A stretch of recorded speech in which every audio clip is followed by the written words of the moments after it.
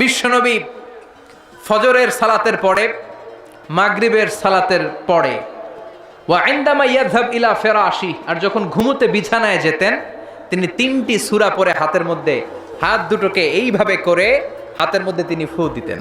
3টি সূরার প্রথমটি হচ্ছে সূরাতুল ইখলাস, যেই সূরার তাফসীর করতে আজকে আমরা বসেছি। সুবহানাল্লাহ পড়েন।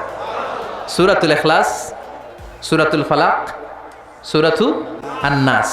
এই 3টা সূরার শুরুতেই যেই শব্দটা আছে, শব্দটা কি? কুল। এজন্য 3টা সূরাকে একসাথে বলে কুল আস-সালাসা, মানে 3 কুল। কি বলে? 3 কুল। কুল আস-সালাসা, 3 কুল। বিশ্বনবী ফজরের পরে, মাগরিবের পরে বিছানায় ঘুমোতে যাওয়ার সময় এই 3 কুল একসাথে পরে হাতের মধ্যে ফু দিতেন। ফু দিয়ে মাথা থেকে পা পর্যন্ত ওই ফু দেওয়া হাতটা সারা শরীরে মেসেজ করে দিতেন। পড়েন সুবহানাল্লাহ। It's a protection, you take protection from your Lord. হিংসুকের হিংসা থেকে, ইবলিসের ওয়াসওয়াসা থেকে, ব্ল্যাক ম্যাজিকের পাওয়ার থেকে, জাদু টোনা বান সব কিছু থেকে আপনাকে সারাটা দিন প্রোটেকশন দিবে কে? এজন্য 3 কুলের আমল করতে রাজি আছেন তো?